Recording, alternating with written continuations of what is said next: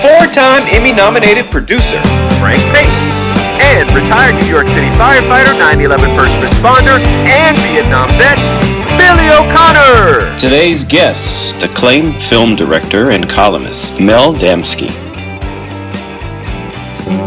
My brother Frank, how you doing? How you doing?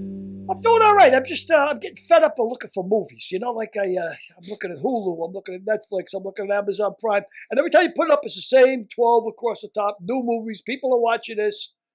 I guess I'm watching too many movies. Oh, I've seen this, seen that. But it's because they're going off of your profile. Why don't you, if you put on Jenny's profile, there'll be 12 other movies. Really? Really? I never thought of that. Oh my God, I'm so glad I got you. No shit, I never thought of that. Frank, I come from an era when there was 3 channels. You know what I mean? And they went off at 1 o'clock in the morning, and you had the syncopated rhythm for the late show. Yeah, and your father's remote was your head. Like, yeah, exactly. Go change the channel, asshole. Go get that. Change the channel. Well, I didn't know that. So if I put somebody on the profile, I get different movies. Yeah. Well, that's terrific. Welcome to the 21st century, asshole. Oh, that's amazing. You're a beauty. Oh, yeah. You're a beauty. So you know what I did? I was in desperation. How would I know what you did? You haven't told me I'm yet. going to tell you now. Please. Please. He asked me to please. I watched Steven Spielberg's West Side Story. Right? Only because, I mean, it didn't do well at the box office, but it's Spielberg, right? Yeah. And I figure, you know, what about 12 Academy Awards the first time around? It hasn't won any yet because they haven't awarded the Academy Award. The original West Side Story. Okay. Was, you know, Leonard Bernstein, you know, genius. So Montagues and the Capulets, you know. Okay, so I watched it. People, Puerto Ricans dancing around New York in the 50s. Exactly. When they were a lot of resentment about large influx of Puerto Ricans coming into New York during the 50s. You know, it's a natural thing. And then, of course, the love story is Romeo and Juliet. By the way, before you go ahead, speaking of directors, we got a terrific guest today by the name of Mel Damski, Academy Award-winning director, Emmy-nominated director. So speaking of Spielberg, that's a good segue to... Sorry to interrupt, Billy, but go ahead. Can you finish your story? No, yeah. Well, speaking of that, we got this director coming out who should have done West Side Story because I tell you the truth, I didn't get Spielberg's whole interpretation of it. Like, I mean, the music is great. Leonard Bernstein did the music originally. Why would you remake a movie like that? To me, it's like remaking Dr. Zhivago or Lawrence of Arabia. It's a classic. It's done. Leave it up there. Let it go. Because Spielberg wanted to. But it died at the box office, right? Of course, you have perfectly dressed Puerto Ricans in beautifully manicured clothes, dancing around the streets of New York, as Spielberg's perception of it would have been, and it's not a place and time for musicals. Yeah, you're right. That's a tough sell, a musical, especially an iconic musical like West Side Story. I mean, Spielberg has earned the right to do whatever he wants. Without a doubt. If he wants to remake Jaws, fine, he could remake Jaws. But in my opinion, he would be the first one to be critical if anybody tried to remake Jaws because he made the perfect movie. So why didn't he just leave West Side Story alone? Because it was probably the perfect movie. Do you think, as a producer and somebody who has an eye, you think for talent or for what's going to be successful, do you think a play like Oklahoma could make it on Broadway today? No. Not a chance. On Broadway? Yeah. Yeah. It could make it on Broadway, but it couldn't remake the movie. Because, you know, Broadway people like nostalgic. They like going back. They like musicals. You know, they are more discerning. So if you go back in time and remake a classic, the music is what's driving it. But in a feature, when you put music back to back to back, it doesn't fly. No, and for the younger audience, especially, I got the GERD now too. It's contagious. I got the GERD. My GERD. Everybody's getting my GERD. Everybody knows about the GERD. Get the GERD. Yeah, of course. I never, I wasn't 9/11 first responder like you, so I don't have an excuse. Stop eating olives. Yeah, but movies are a younger audience. Where theater goers are an older audience, and I believe older audiences get it more. So musicals. I mean, all of those classic musicals from the 50s and 60s. You know, whether it's Oklahoma, whether it's Music Man or Carousel. they, you know. they all do well. They all get remade eventually Well, I think they get remade on like on Broadway. what do they call summer stock and stuff like that. Yeah, but no, but yeah, I Do you don't. think they remake them on Broadway? They'd sell tickets to that nowadays. Sure. Rodgers and Hammerstein. Sure. Yeah, really. Big Yeah. Music Man's opened on Broadway 2 weeks ago, a month Get ago. out of here. Of Again? course, No kidding. of course. Hugh Jackman Oh, really? is the lead. Yeah. Well, I don't like what Spielberg did with the West Side Story. I thought it was all right. It was You know what? He don't care. He could give a shit. He don't care what I think. He could give a shit. And I bet you that prick eats a sandwich and he doesn't repeat it. I bet you he gets it down, Frank. Yeah. So I mean, I in desperation I was searching, but you said this Reacher thing is worth seeing. Well, I haven't said it yet, but I'm going to ask you. I'm going to ask you if you've seen Reacher. I wonder why I like it much better. Since I'm able to take this clairvoyant moment, maybe I can push it through a little bit. I like Yeah, have you seen Reacher? No, Frank. Tell me about it. Well, I Wow. can't really tell you about it if you haven't seen it, but it's a story about a 6'4" giant who lands in, who's a ex-Marine, ex-Green Beret, ex-Secret Service. He used to be John Wayne. It is John Wayne in this time. It was Bruce Willis in his time, and he lands in a southern city, in a little town in Georgia, and there are a number of murders going on. He was arrested for the murder on the first time, and then they realized that he could help them solve the case.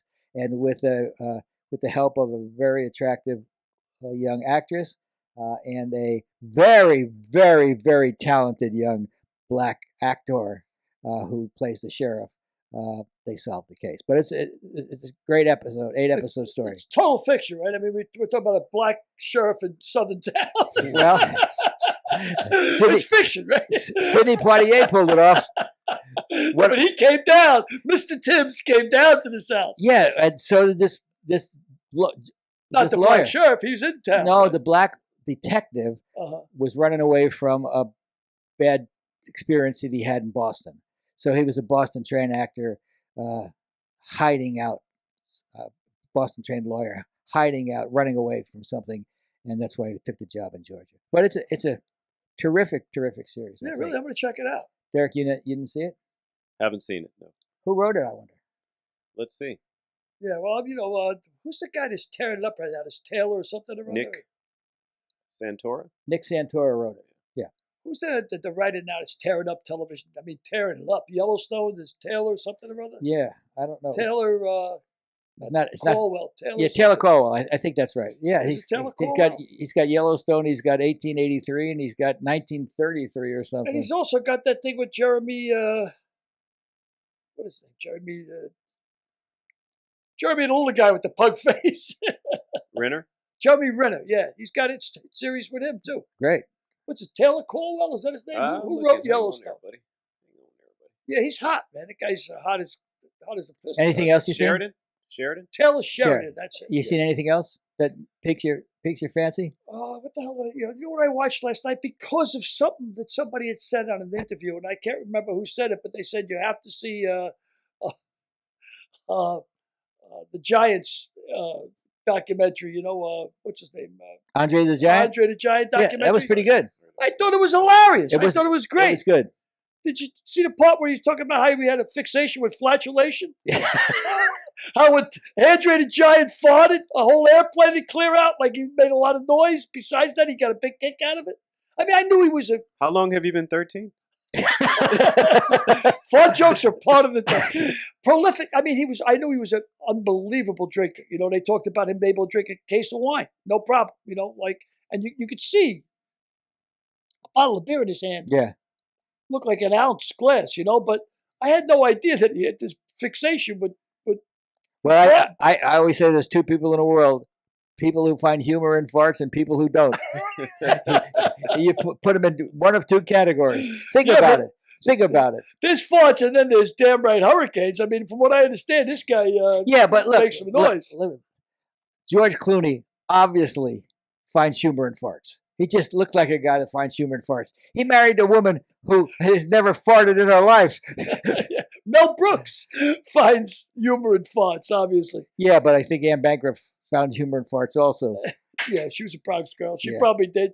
Speaking of the Bronx, so Derek, can you get Mel Damski, Academy Award winner and Emmy-nominated director, on the line? A Bronx guy. Let's Bronx talk to him. guy. Hey, Mel, how you doing, pal? Great. Wonderful to be here. That's my partner, Billy O'Connor, Pleasure to meet you. and that's my other partner, Nice Derek pleasure. Harris.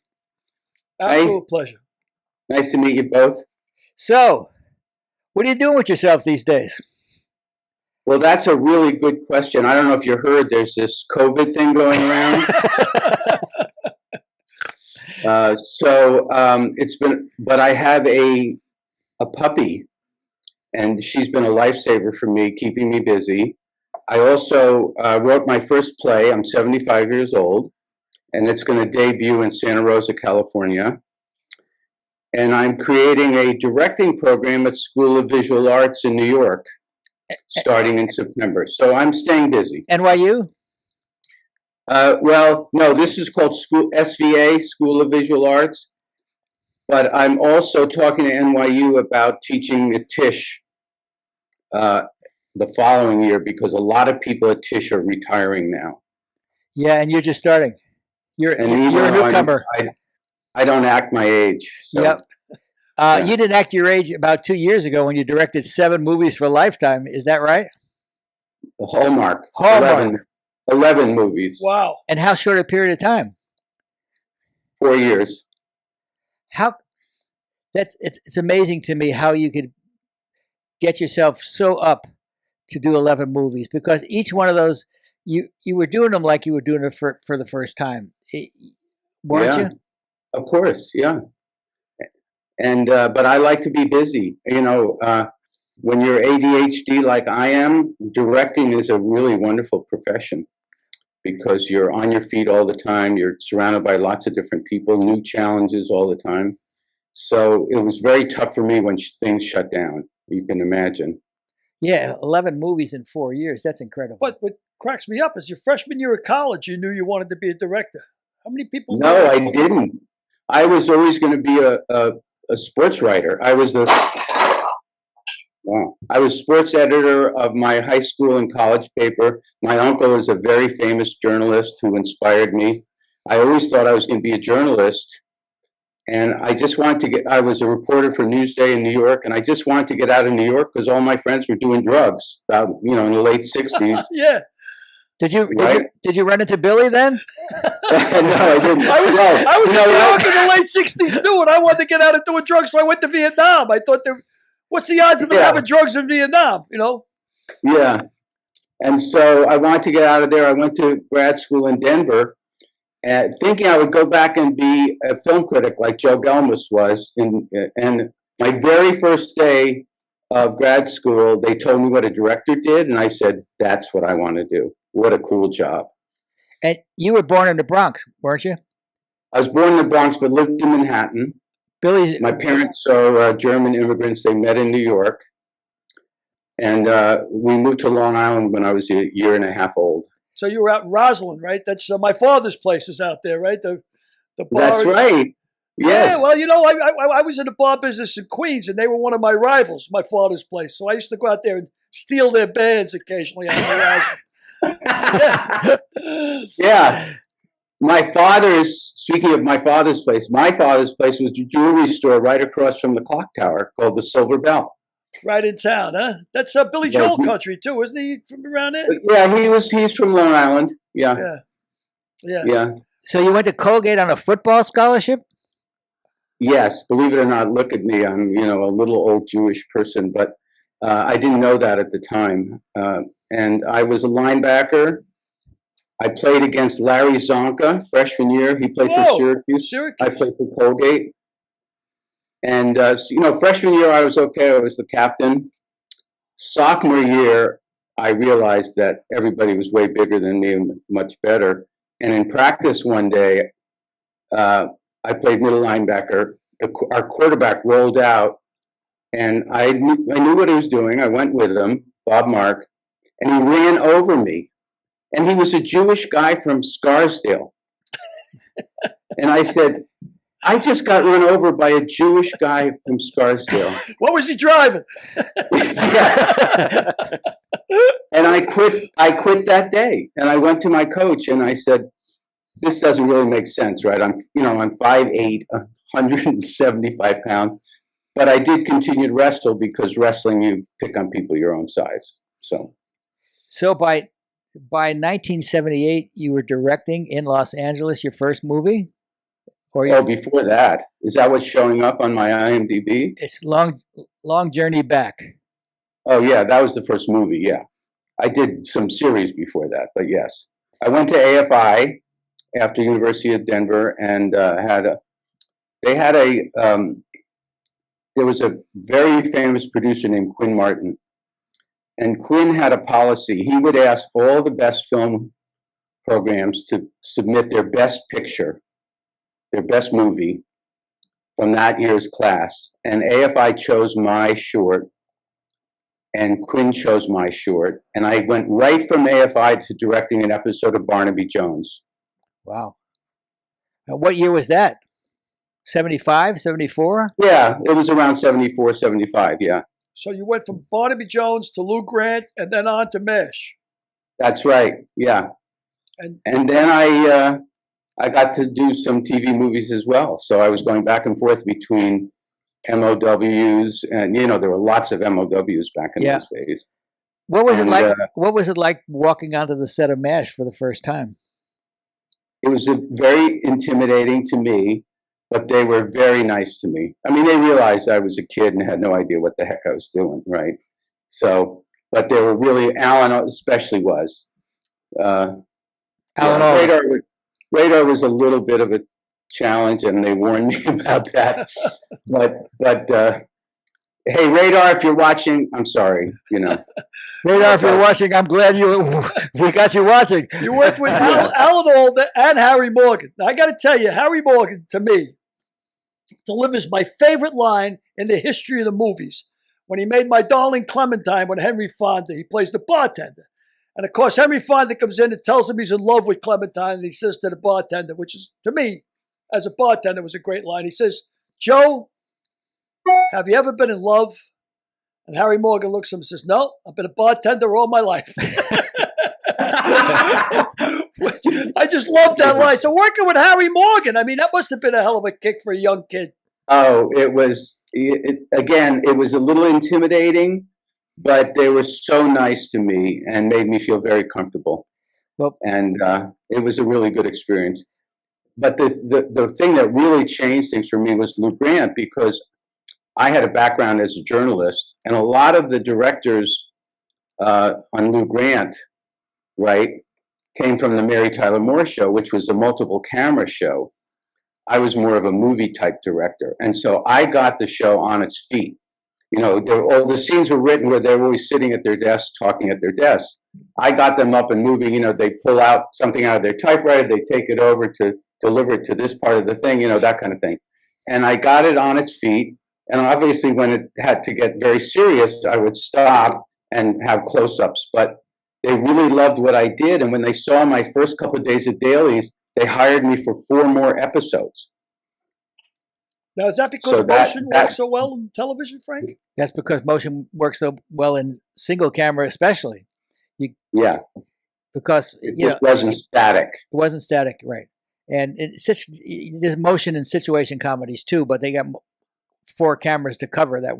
Where Mel was also in a very limited set. Yeah. In most, right? If you have a live audience, you don't have a big set. Yep. So I had a lot of room to work with. I could do a 360 if I needed to. Now, you were just a kid. Was this instinctive in your part, or just? Or did you learn it at AFI? Yeah, and I think I've always been a good storyteller, and that's what it's about. When I teach directing, very first day I go, a director is blank. And the right answer is a storyteller. It's not about technology. It's about what's the best way to tell this story. Yeah, I remember seeing a war movie with Howard Morris, who was one of my mentors. And I said, Howie, how the hell do you shoot something like that? And he said, one shot at a time. And that, when he told me that, I figured I could direct. Because if you're worried about one shot at a time, you got the essence of what you're trying to capture at that very moment. And it's all about the shot you're in, not the next shot. Would you agree with that? Yeah. Oh, yes, absolutely. That makes sense. Yeah. Let me ask both of you guys this question as a layman. Is a director, if his vision is different than the script, he has to stick to the script, right? He has to adhere to it. I mean, he ain't got the final say on his vision, does he? That's a very good point. If it's episodic TV as a guest director, it's going to be very hard for you to get them to rewrite the script. And, if you're working for a David E. Kelley, who I admire tremendously, you don't have to even do that. I mean, every once in a while, even with a David E. Kelley show, I would make a suggestion. And, once in a while, maybe they would actually take me up on it. But there were some showrunners who, this is the Bible. You don't mess with it. Showrunners in television, but in episodic television, but in features, the director's the king. That's right. And even in MOWs, the director has more clout than in series television. Yes. MOW is? Movie of the Week. Movie of the Week. I say. I have a follow-up question, because this is one of my questions for later, regarding the director being king. As a director, can you fix a bad or poorly written script and make it into a good movie? Yes, and in fact, I would make that a condition for accepting. You can't do that on episodic television because you've already committed to that slot, right? And when your time comes up, you get a script, and I mean, you can give notes, but you hope for the best. But on a movie of the week, I would not accept the job unless they agreed to taking my notes. When you went on to work with people like Carl Malden and personal favorite of mine, James Mason, that must have been, I mean, how old were you when that started going about? How long were you in the business when that came up that you started? I was pretty raw. I mean, I wasn't intimidated, but I was honored is the word to use. I was honored to be able to work with that kind of person. Yeah. James Mason. Yeah, Mason made a movie called Odd Man Out, which was when I was first enamored with Mason, because I'm Irish, and it was a movie about the IRA, and he was a fugitive on the run. An really early movie for Mason, 47, 48, I think it was made. So, but I mean, unbelievable, brilliant actor, just brilliant. So as a young kid, I think I would have been super intimidated. How do you direct a guy like that, Well, you've got to have some self-confidence to be a director. I mean, you're the... Well, you're a Bronx guy. You got balls. I know that. You got some balls. You're from the Bronx. Yeah. You got to have some balls if you're there. And I think it probably helped that I was a football and wrestling star in high school and had some confidence. Yeah. I wasn't easily intimidated. Well, that leads us to Yellowbeard. What was the story of Yellowbeard? Because that wasn't your first feature film, was it? It was my first feature film. Okay, yes. It came before Mischief then. So, Mischief was a great movie. But what about Yellowbeard?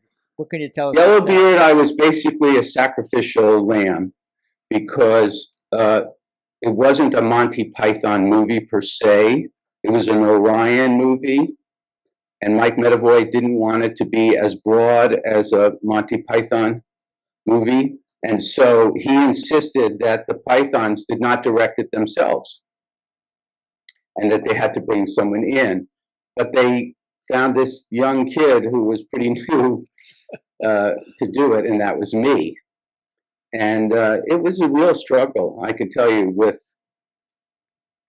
in many ways, because the Pythons would want to ad-lib all the time. Cheech and Chong would want to ad-lib all the time, which they did in their own movies. And the studio said no. They have to stick to the script. And I had to be the messenger that was being blamed for giving that note to them all the time. Did you get a chance to throw them a bone every now and then and say, okay, you did it straight, now you can... Oh yeah, no, absolutely. I would say, you got to do one per the script, and then once we print that, you can do whatever the F you want. And, and who knows, maybe if I put it in my cut, maybe they'll accept it, but I have to have one take for the books, for the script. Yeah. Who was the biggest screwball in that whole group? And was there any animosity between them being British and you being German, or you being American and being a Yank and them being British? Any hassle with that? There was they just weren't happy that that this kid came in and was directing when they always directed their own movies. It was really not a fun gig, I will tell you that. And then, as if that wasn't enough, Marty Feldman died while we were shooting in Mexico. His wife would not let him see a Mexican doctor. She lived in LA, and just very sadly, he died on location in Mexico. And did you have to finish that movie without him? Obviously, you had to finish that movie without him, but had you shot all of the I had scenes? to invent an ending in which his stunt double falls into this water and drowns. And, the double looked enough like him in the distance that I got away with it. If you watch the movie, you'll see what I'm talking about. Yeah. You think he could have been saved had it not been his wife's aversion to the Mexican doctor? You think it could have saved his life if he would have went to a Mexican doctor? Who knows? But the point is, he needed the help right then. Yeah. Couldn't wait till the movie was over and they were back in Beverly Hills. But onto a happier movie, Mischief followed Yellowbeard, didn't it? Shortly thereafter. Yes. And that Mischief was, I loved it. Kelly Preston, Doug McKeon. Kelly very sadly died recently at age 59. Who's listening to this? Can I tell some? Yes, by all means, and First Amendment all the way. So feel free to use any figure of speech you want, or no worries. Kelly was engaged to a young man who I called Thumper. Our motel rooms were back to back. Our bed frames were back to back. And they would keep me up all night stooping away. Stooping. And I said, guys, you can't do that. And I called him Thumper. I say, how's things going with Thumper? So. And was he an actor on the movie? No, he was just a guy. And she was from Hawaii originally. And then she married him. And that didn't last very long. Then she married Travolta. Yeah, that's when she stopped thumping.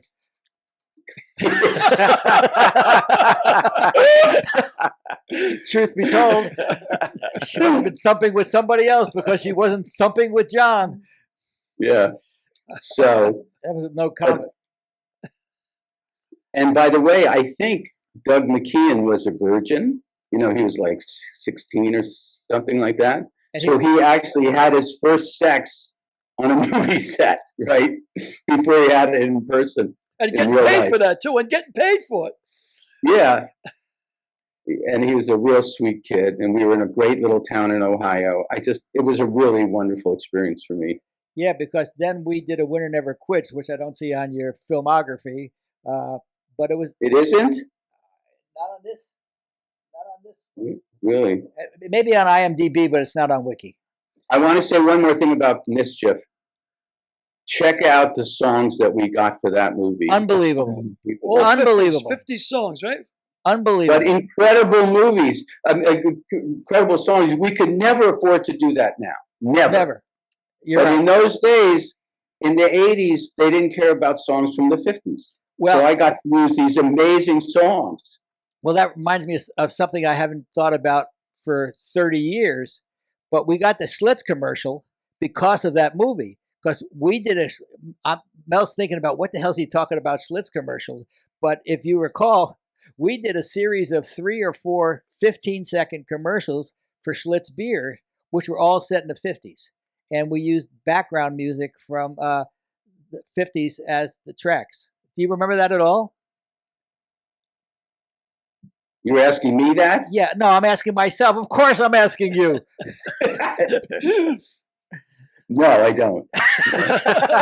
So, was there an album in that soundtrack then? I guess there was an album. Wait a minute. Who are you again? Tell me who you are. A second. Bill. So, was an album cut of that soundtrack from the 50s? No, it wasn't. They did not appreciate it at the time. You know, it's only in looking back that I think people realize what an amazing soundtrack we had. You don't really remember those 15-second commercials we did for Schlitz? I do. I do remember Schlitz. Yes. Good answer. Yes. So then we did A Winner Never Quits with Pete Gray, Mayor Winningham. The story of Pete Gray. Keith Carradine played Pete Gray, Mayor Winningham, Ed O'Neill, Dana Delaney. Who else was in that movie? That was quite a cast. Fanula Flanagan. And Frank used to. I actually played in an actual baseball game. Remember, Frank? Yeah. Well, a little backstory. We shot the movie in 2 places. We shot the movie in Chattanooga, Tennessee, to double as Memphis, and we shot the movie in Long Beach. So this was one of our 8 days in Chattanooga, and Mel was invited to play in a celebrity all-star game. So continue from there. And so if I didn't swing at a pitch, I would hear from Frank, "Good eye, Mel." Not for me. Not for me. I didn't say that. There was a voice from the stands. A discombobulated voice from the stands would yell out, "Good eye, Mel." Yeah, who was that? But then you picked up on it. And whenever I get a good shot in the movie, you'd say, "Good eye, Mel." And I continue to say it to this day. I always greet Mel with, "Good eye, Mel." I don't know whether you remember or not, but Pete Gray was a one-arm outfielder, Billy, and I had my first job as an associate producer on that movie, and one of the things I could do was hit fly balls to Keith, and he would catch them with one hand and then flip the glove under his arm and throw it back in. Well, one day I knocked a bird out of the sky. Keith went over, and a bird went in front of him, and that was the end of that bird. It was sort of like the Randy Johnson. Oh, the Randy Johnson pitch, and he blew up a bird.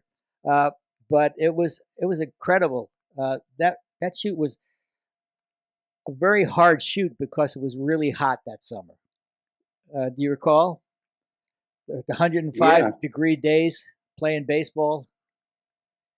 But also think about it. You had a pitcher in Tennessee pitching to a batter in Long Beach. Yes. Why don't you explain to Billy and Derek what we mean by that? What I mean is everything toward the field was shot in Tennessee. Everything toward home plate was shot in Long Beach because we didn't have the proper stands we needed in Tennessee.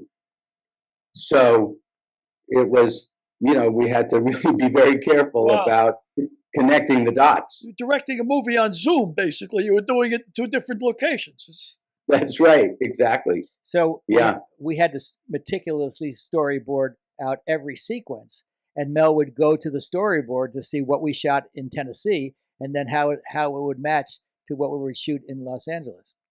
Right. There was no going back to Tennessee if I missed a shot. Nope. Wow. Nope. Wow. So if you saw the Damocles hanging over you there when you're doing that job, huh? I mean, no mistakes. And if you recall, we had Armin Katayan in that movie also as the left fielder Phil Canzoni, who made a terrific catch, a circus catch, and he hurt himself. And then Phil Canzoni had to come out, and Pete Gray went in to save the day. It was a terrific movie. On that movie, you recall Danny Blatt, who you later worked with, or who you had worked with before on Badge of the Assassin. Dan was Right. Dan was an incredible character in the best sense of the words. We tried to hire a young actor to play second base named Les Moonves, and Wow. Andy Hill didn't want to hire him. Did he? Do you recall that story? I do, of course. Can you tell it? Yeah, Les worked with friends of mine. He was an assistant to them. He was just starting out in the industry, but also wanted to be an actor. And he and I were buddies. And it wasn't easy to get him in there. And then he became one of the most powerful men in television. He was the head of CBS at one He time? was the president, Yes. the chairman of the board of CBS. Chairman of the board of Yeah. CBS. Now, you said he started out as an assistant. That's a gopher, basically? Yeah, yeah. But the assistants are the most powerful people in Hollywood because they control who has access to their boss. Oh, yeah, well. They are the most Yeah. powerful people in show True. business. That's true. So as I recall, the payoff to the story, which I don't know whether you know or not, Mel, you would know it if you read our book, If These Lips Could Talk. But the payoff of that story was Andy Hill was an executive at Columbia, and he nixed Les being in the movie. He said, "I don't want Les to be in the movie." Years later, Les transitioned from Warner Brothers to CBS, and I was in a meeting with Les and Barnett Kellman, our mutual friend, who was directing. What was the name of that show? I'm mad as hell, and I'm not going to take it anymore. What's that? Network. Network. We were doing a television pilot at Network, and it was going to be really expensive. And Andy Hill was the president of CBS Films, but he reported to Les. And I think that was the first time Les was in a room with Andy Hill after Andy Hill had nixed him for being an actor. And we didn't do a budget. We did a budget which was really high. And he says, "Can we do this?" And I said, "We know how, Les. It's time and money." And he said, and I said, "We don't have enough of either of it." And he looked at Andy and he said, "Is this true?" And he said, "Well, yes." And the next day he fired Andy.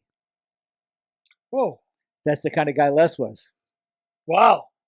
Yep. Dollar and cents guy all the way, huh? Like Well, it's not so much a dollar and a cents guy as a guy who had he knew he carried a grudge for the longest time. But What was the time frame? Like, how long was that?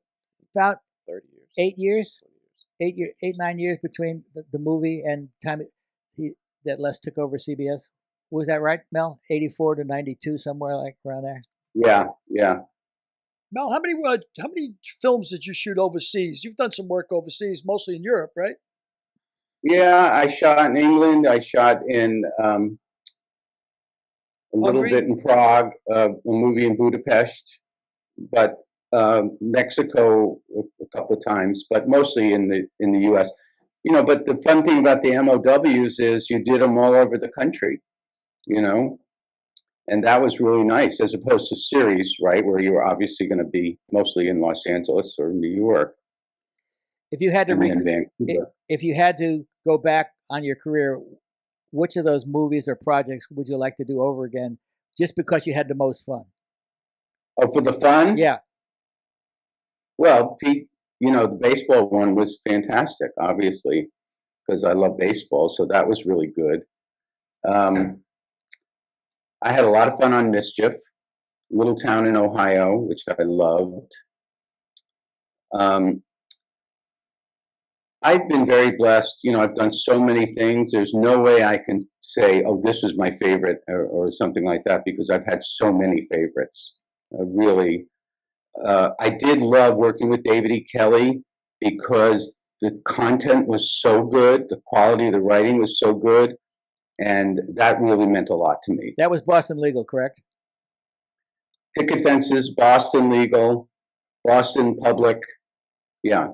Yeah, Karen and I, my wife Karen and I, recently started watching Boston Legal again on Hulu from episode 1, and it's such a good show. I mean, it's almost the perfect show from a standpoint of good. my sense of humor. Shatner was great. I got to check it out. Yeah. Especially when you guys both talking about the writing, and as a journalist, I mean, that's as your background in print journalism, I know you got to respect the good dialogue. You got to like. Well, I know. But it's not just how well the dialogue was. It was about what the legal cases were about. They were really interesting legal cases. It was just a terrific show. And Shatner and I are still buddies. I heard from him recently. He turned 90. You know, he just went to outer space. He wants me to find a place for him up in the Northwest, like a farm where eventually his kids and grandkids can live when climate change continues to muck things up in Southern California. Yeah, he wants a place to move when he retires. Yeah, Mars. he will never retire. And how was Spader to work with? Who? James Spader. Tricky. Not easy. Not easy. He wasn't. We didn't have a good relationship. How so? Can you expand on that a little bit? Well, he would be in his dressing room the whole time, and he would come out, you know, just to do that angle or that take, and then he'd leave again. And there was just no Chemistry. personal connection there, And where there was with Yeah. Scarrett, Shatner, James Mason, so many wonderful people I worked with. That was not the case here. But the reason I still did it is because the content was so good. Yeah. And I believe Candace Bergen came in, I think, year 2 and became a principal character, didn't she? That's right. Yeah. She's great. So She's great. Oh, you worked with George Clooney. You worked with Carl Malden, personal favorite of mine. I always liked Malden, especially from Streetcar Named Desire. Of course, that's the first thing that pops to mind when you hear Malden. my first show was Barnaby Jones, and oh no, what did I work with Carl on? What was the first one? Barnaby Jones was Buddy Ebsen, right? Oh, yes. Yes. Yes. Streets of San Francisco with Carl Yeah. Malden. That was a Quinn Oh Martin yeah, show. then I did That was a Streets quick. of- which was right, which was wonderful. God, And a young Michael Douglas. Michael Douglas. Yeah, young Michael Douglas. yeah, a young Michael Douglas. That's right. Now he's his father. Yeah. Yeah. He really He does looks like look him like now. his father. Yeah, Izzy Dimsky, right? Isn't that his real name? Kirk Douglas? yeah. Kirk Douglas. Adamski. Izzy It's Dimsky. He was very a Rus- close to my name. It's like Adamski. Yeah, he was a, Yeah. a Russian Jew. Kirk Douglas's father was a rag man, as a matter of fact. He sold rags from a wagon That's right. Yeah, in Russia. that's a great American success story. Well, unbelievable. Unbelievable Well, success. guess what? My parents grew up during the Holocaust in Germany. Mine is a wonderful story. It certainly is. And let me ask you a question. When you did Yellowbeard, we talked about it already.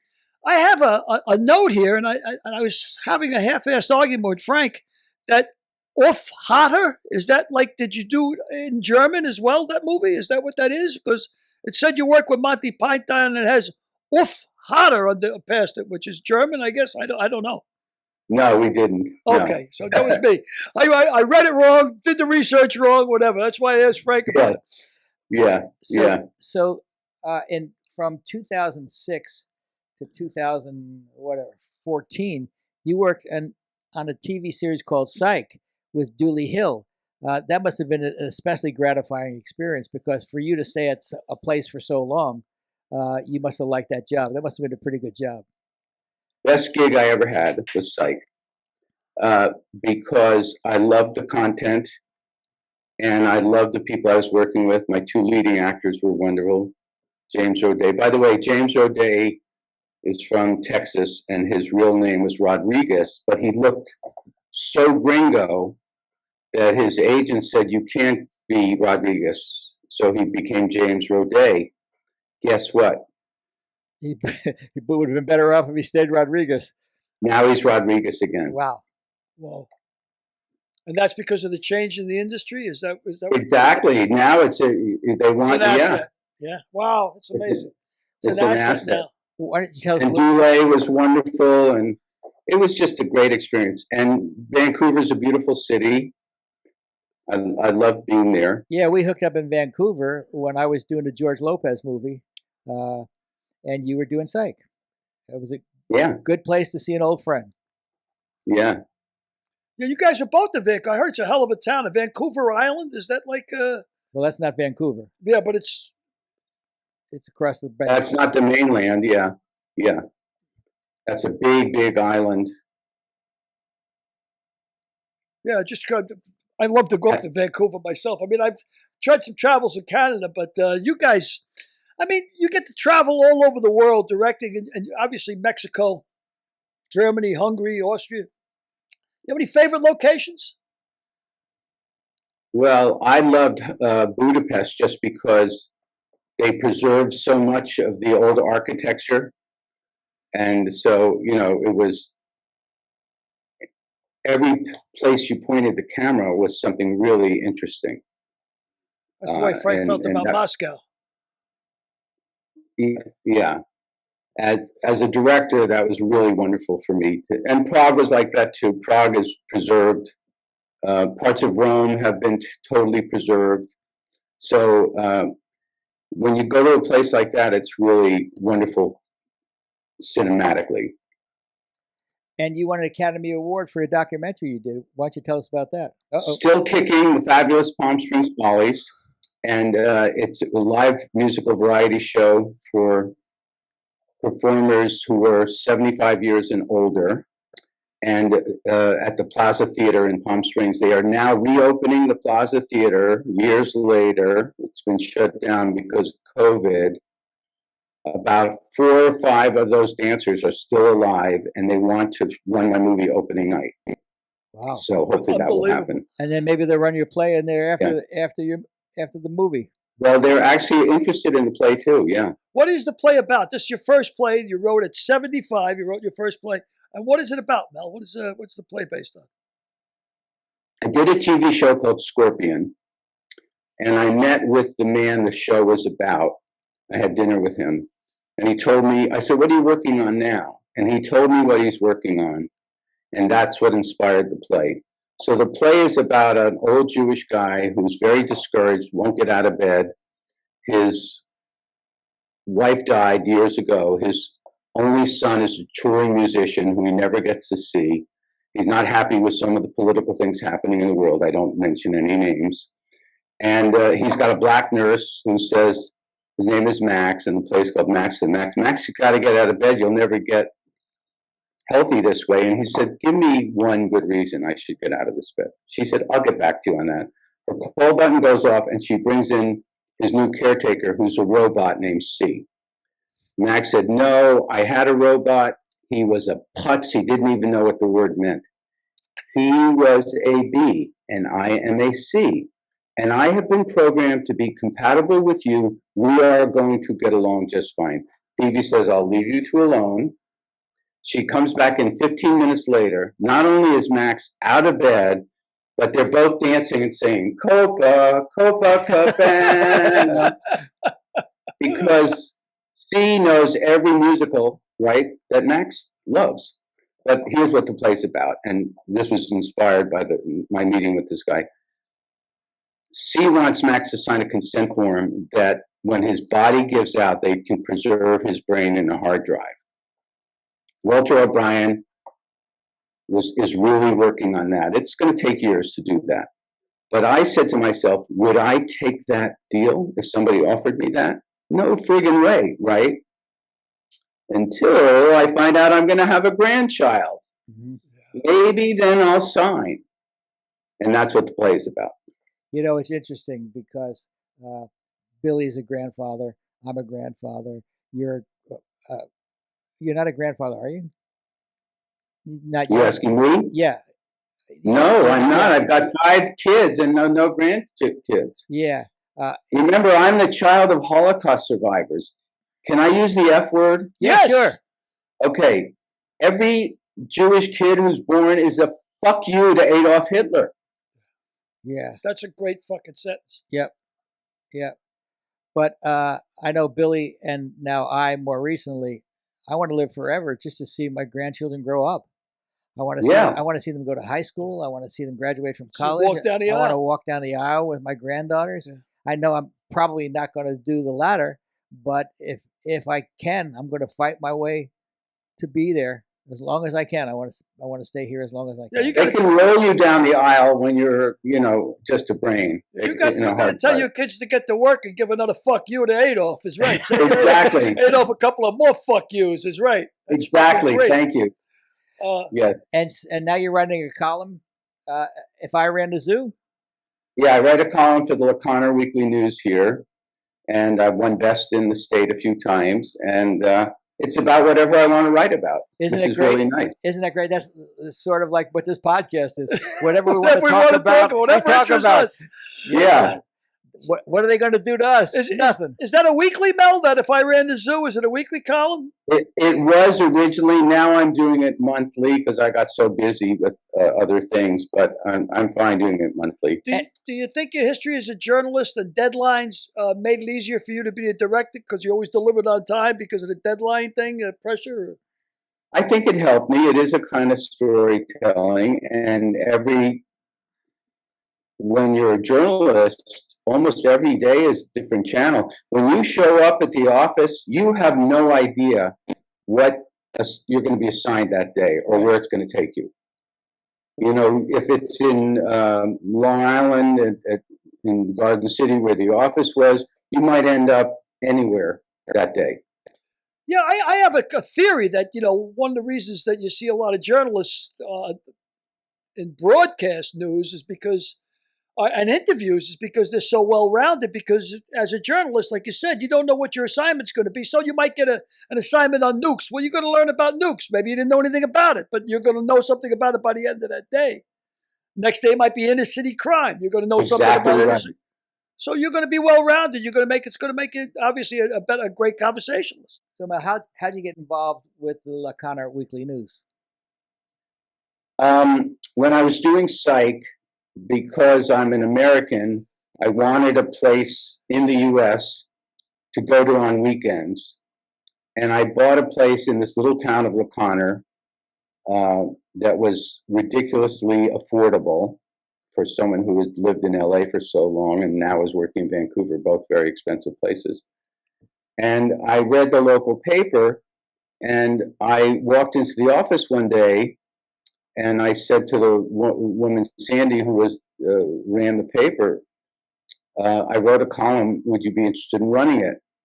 She said, well, we already have a prize-winning columnist, but I'll look at it. She ran it, and then she loved it, and then I became a regular weekly columnist. Even while I was doing psych, I was writing weekly columns. So O'Connor is right across the border from Vancouver? No, O'Connor's more like an hour and a half from the border, something like that. But it's in the state of Washington. And it just got voted in one magazine the best small town in America. It's a very charming town. It's right on a river. The other side of the river is the Indian reservation, so that's very interesting. And I could get in my car right now and be there in a half hour. And you say an hour and a half from Vancouver? Yes, yeah. And for a while you couldn't get into Vancouver because of COVID, right? Was it a year and a half? I haven't gone because it's a real challenge, and I really miss my friends there. I was there doing a series for 8 years. So they're tough on the border now and going into Canada because of COVID. Still tough on America. It's gotten a little better, but it's still a little tricky. Yeah. Derek, you want to ask Mel a question? Yeah, I got a question. Well, first of all, it's a loaded question. The first one is, who's more important, a writer or director? Well, oh boy. That's like saying, which of your kids do you like better? Obviously, if the writer didn't do a good job, you wouldn't be there. Right? So in that sense, the writer's more important. But on the other hand, the director can actually totally fuck it up. Right. And so, or raise it to another level in some cases. So that's why directors are more famous than writers. Is it important that a writer and a director develop some kind of relationship or a rapport, or is that not It really helps. It really helps to do that. Of course, for the longest time, writers weren't allowed on movie sets, were they? Right. They did not want, especially on MOWs, you know, because when you're doing an MOW, you're getting a lot of the movie of the week. You're getting a lot of notes from the network all the time. You know, when you just had basically 3 networks doing the MOWs, those people who ran those networks,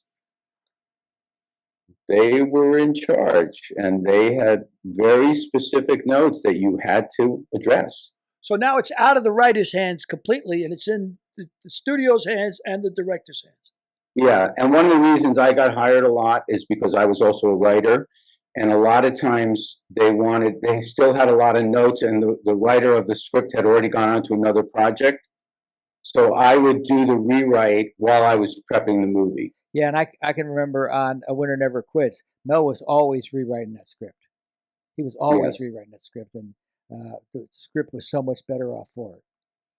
Wow. So, yeah, you got to wear a lot of hats as a director. But on feature films, the director has got way more input than he does on television. Absolutely. In feature films, directors are much more powerful. Yes. So Mel, I got another question. Do you have a checklist that you use as a director going into a movie? So some non-negotiables for you, and I don't mean in approval. I mean in approach for how you're going to direct the movie. Or well, movie is probably better.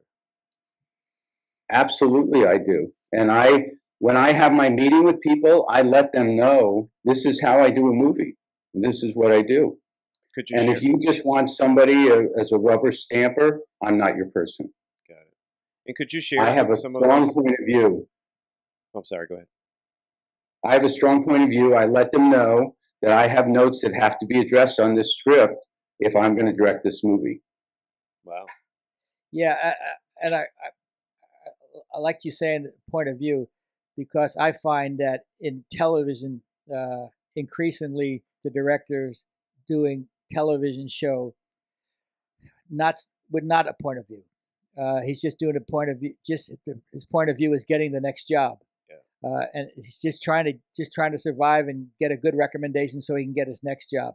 Whereas Mel had a distinct point of view, and he always expressed it perfectly, I thought. Thank you. Yeah, and then I have sorry, I'm just moving these things. Okay, so this is a sort of a hard question. You get to pick 4 actors and a storyline of your choosing.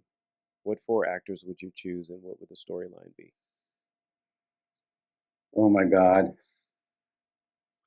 You should have given me that as a homework assignment. That would be, well, I can tell you, I would love to work with my psych actors again, you know, James and Dulé. I had a wonderful experience with them. But there's no way I can say that because I've had so many great experiences. You know, Shatner, George Clooney, all these amazing, James Mason. There's just no way I could just pick 4. Got it. I heard you say that when you worked with Clooney, you knew he was going on to bigger and better things. There was no doubt in your mind. Yeah, when I first worked with him, he was an unknown entity, and then he took off, and now he's directing as well. Yeah, and he's a heck of a director. He's a really good director, I think. Yeah, he's a bright person, good guy. He's almost 60 years old. Can you imagine that? Can you imagine that? Yes, Frank, I can. Yeah, I got a ball spot older than George Clooney. Yeah. When you worked with, let's say you made documentaries, you worked in television, you worked in movies of the week, you worked in film. What's your favorite genre? Now that you've written a play, I mean, what is your favorite genre? It's all storytelling. It's all, I don't have a favorite. My latest documentary I'm very excited about.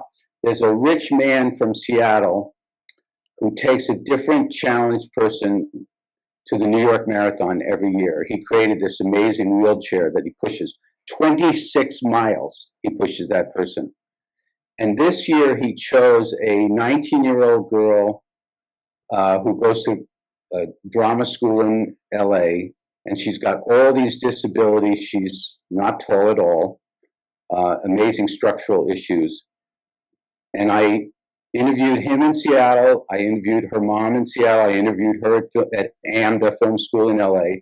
And then I went to New York and shot her in the marathon with my iPhone 13 Pro Max. And I got amazing footage. And that's my newest documentary. Wow. And what's the name of that documentary? Mel, is it named yet? Well, that's a really good question. I'm not quite sure what I'm going to call it. So I haven't totally finished it yet. So, you talk about iPhones. So many young people come to me and say, what can I do to get into the business? And my answer is very different than it used to be. My answer was, follow traditional means. But now my answer is go out and shoot something. If you're passionate. Well, what did you say? What did you used to say it was? I follow traditional means, try to become a PA and work your way up. But now I say, go out and shoot something. With the iPhones, with the editing systems, go out and make a 10-minute short if you want. Go out and make something to sell yourself. Absolutely. It's so much easier now than it has ever been to show that you've really got something. Absolutely. Show them you can tell a story. Yep. Yes. Yep. Are you still active? You're still active with the DGA? Yes, I am. I'm involved in a program of diversity. I've mentored a woman for a few years, and now a young American Latino guy from San Antonio, Texas, originally. And I connected him with Todd Harthen, who's also from San Antonio, Texas, one of my writers on Psych, and hopefully he'll get a gig on his show. So, we're trying to make the industry more diverse. So I'm involved with that. And you're still playing golf? Yeah, not that much. I have issues from wrestling and being a catcher in baseball and a linebacker and all that. So I have run over by an old Jew. Yeah, exactly. By Larry Zonka. Right? Once. All they have to do is a beer truck. Yeah. In wrestling, we were wrestling Syracuse, and I wrestled 177, and the 191 wrestler on my team couldn't do it. And they said, Mel, do you mind moving up a weight class and wrestling 191? And I wrestled a guy named Bob Schlendorf, who I'd never been pinned. He beat me 15-3, but I was bridging the whole time not to be pinned. And my neck is really screwed up for life because of it. But he became the national champion in his weight class. Wow. You got any closing questions, Billy? No, just delighted to see that, and lucky enough, I guess, that Quinn Martin read your, watched your movie that you made and caught your eye, and the advice that you've given young filmmakers to just go out and do it. Stop the bullshit. Put one leg in front of the other and get noticed. That certainly worked for you. Yeah, no, Frank is making a really good point about that. Like, show what you can do as a storyteller. Yeah, don't tell me, show me. Yes. First rule of writing: show me, don't tell me. Well, Mel, you have certainly showed us for 40 years or more what it is to be a good filmmaker. I want to thank you for being with us today. We've had a great time. Yeah, thanks for having me. I appreciate it. Pleasure meeting you. Congratulations on a great body of work there, Mel. Continued success. I hope the play hits a home run. That's for sure. Yeah, me too. Yeah. Make sure we know when it's going to be, where and when it's going to be. I will let you know for sure. All right. Again, I don't know if you heard about this COVID thing, but it's kind of mucked things up a bit. So yeah, well, we're coming out of it. Yeah. We're coming out of it. So fingers crossed. Yep, for sure. Thanks, pal. Good to see you. And Okay, thank you both. I'll close with Pleasure. good eye, Mel. Good on, Mel. Perfect ending. Perfect. Good kicker. Good kicker. All right. Thanks, pal. All right. Be Take well. Thank you. Thanks for having You me. bet. Sweetheart of a guy. Real nice guy. Yep. He, Uh, he really is. Pretty modest too, considering the body of work that this guy's put on across his lifetime. Incredible. Yeah. I mean, he is so good that he has survived for 50 years. I mean, you can't say enough about how difficult our business is to survive. I mean, I'm still going at 72. I'm way over the hill as far as the contemporary society is good, but I still make a valuable contribution every time I work. Well, you can't hold back talent, Frank. I mean, the talent is just oozing. So that's why you. Well, in Mel's case, it is. In Mel's I case, think I see he had his tongue firmly put in his cheek yeah. when he said that. I saw it stuck in the side of his cheek. In Mel's case, that's true. Well, obviously they're paying you for a reason, Frank. They still want you around for a reason. Yeah, but I usually say I want to measure this because I want to make sure I know what to say. Is if you're an actress, you're pretty much done by the time you're 30. If you haven't made it by the time you're 30, you may not make it. If you're an actor, you may not make it if you haven't made it by 35, male, you're not going to make it. I think that as a writer, if you hadn't made it by 40, you're not going to make it. And if you're a producer, if you haven't made it by 50, you're not going to make it. So the fact that Mel's 75 and still making it has a lot to say for Mel Damski. No, I agree with you. If at first you don't succeed, you might as well give up because there's no sense of making a damn fool. Try it one more time and then give up. You gave me a great segue. Speaking of making a damn fool of yourself, but I don't know how to follow it up. Go anywhere you want. Who's been making a damn fool of themselves lately?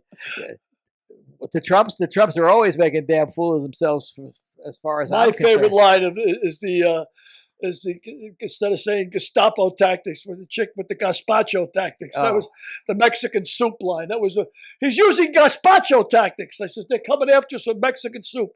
What's her name? Marjorie Taylor Greene. Yeah, Marjorie Taylor Greene. Oh Lord, have mercy on me. I'm really thinking that these elections will be decided by two races. If Herschel Walker wins in Georgia, and if Ted Cruz wins in Texas over Beto O'Rourke. Yeah, we're fucked. Well, you know what? He's coming out of the observatory last night on my date with my wife, and I saw gas for $6.25 a gallon. I think we're fucked. What? $6.25 a gallon it was down there by the Griffith Observatory in LA last night. Some places it's $7. Are you guys inferring that the current state of things and the current regime is the appropriate one? I don't know about appropriate, but they're no. I mean, this again, is a disaster right now. This is the fault with everybody's. You can be critical of Biden, but you can't be critical of Trump. Oh, okay, all right. So you got to meet in the middle someplace. Yeah. You got to say 25% of what Trump did was fucked up. Maybe 75% of what Trump did was. Biden's at least 50% of what he's doing was fucked up. But the partial reason that they're all fucked up is because the Congress won't let them do anything.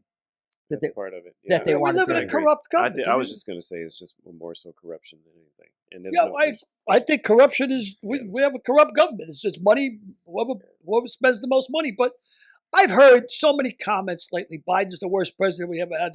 He's not even in office like over a year. But in my memory alone, recent memory, you can make a real good case for George W. Bush. He started $2-3 trillion wars. We lost the whole city of New Orleans. The stock market collapsed.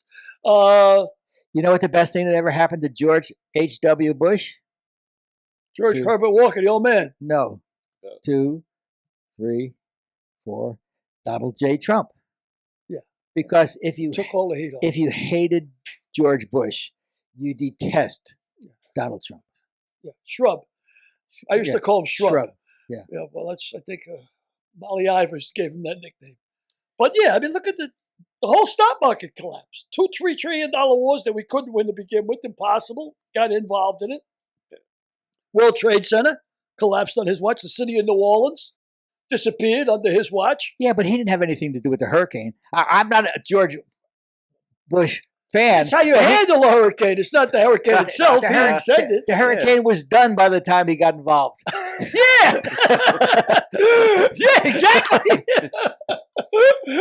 So, I mean, the fact that Biden inherited, inflation, if you flood the city, if you flood the country with money, if you give out money because it's necessary, the people that are going to spend it, and then you have COVID, which shuts down corporations all over the world or shuts down the working class, you're going to have money in search of products, and that's going to be inflation. That's just common sense. You don't have to be an economist, a macroeconomist, or a microeconomist to know that a flood of money searching for products is going to cause inflation, right? So regardless if he was in or Trump was in, there'd be inflation right now, without a doubt. I mean, I'm not getting them off the hook. The buck stops there.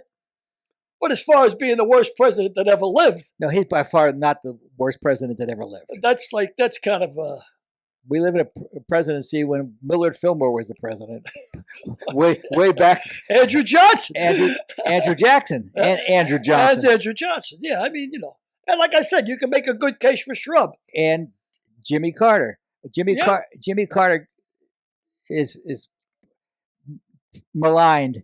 But I think history has borne out to him that he's a good man and a pretty good president. He was a good man, and he got a bad rap because inflation went through the roof under him, but he was paying for the Vietnam War. Yeah. The check came due when he got into office. So you can blame a lot of his Democratic predecessors for that, as you can for, this situation going on now in the Ukraine. A lot of that's under the Clinton administration. You know what I mean? That they had an opportunity after the Iron Curtain came down to do something. And instead, they were more aggressive towards Russia. Get more people in NATO, get closer to their borders. And it's understandable why the Russians are a bit paranoid about that. 20 million, Yeah. Let me ask Derek a question. Demon.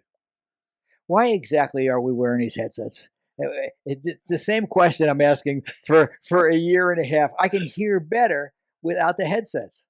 You definitely can hear better. But the reason why you wear the headsets is two reasons. One is so you don't cut off the person that you're speaking with. The second reason is it creates a more intimate environment. I'm speaking off camera. And you got shitty looking ears, Frank. That's the main reason. Your fucking ears look like shit. But yeah, I think these. I mean, it looks good on TV. It looks good on the show. It makes us look like. Yeah, I kind of like it. Yeah, it gives you the. Makes me look like Edward R. Murrow or something.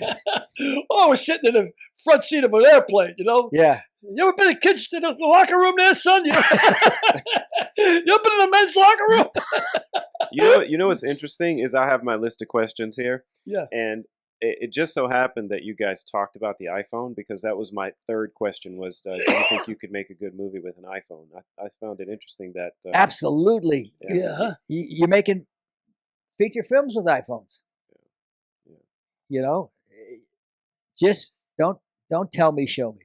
Go out and fucking make a movie. Right. And I guess, if you take an iPhone, you'd have to get innovative with like a cam or something like that. Get on a innovative different angles. You and I would have to get innovative. My granddaughter is 2. She's already turning it on and off and going around it. I think any 15-year-old can make a movie. They have the technical capabilities to do everything this camera's qualified to do. Do you agree?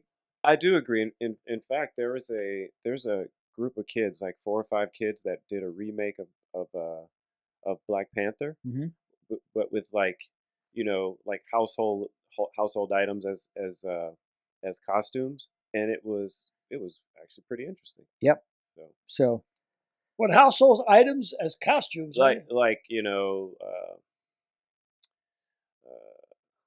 Paper towels and Tupperware, stuff like that. So we should probably check that out. Well, why don't you get it for us the next time. I will. I'll pull it up for you. Yeah, guys. give Okay. us a minute of it. Take a look Yeah. at it. Yep. Yeah. Yeah. All right. I think that's done. We've done enough damage for You one think day. we've wrecked enough havoc? Well, we're not running amok anymore, Frank. We're walking amok. We're walking amok. We're done running amok. No. Sometimes I can still run. I've seen you? him. I I've can seen him run. I can still I've run. seen it. Sometimes. When you're running out to beat a check or When something. I'm running for the restroom. That's for sure. All right, folks. Thank you All right, so thanks much for for being tuning with in. us. Appreciate it. We'll see you next week. Go out and shoot a film. Don't talk about it. Next week's guest, retired president of Warner Brothers Film, Steve Papazian.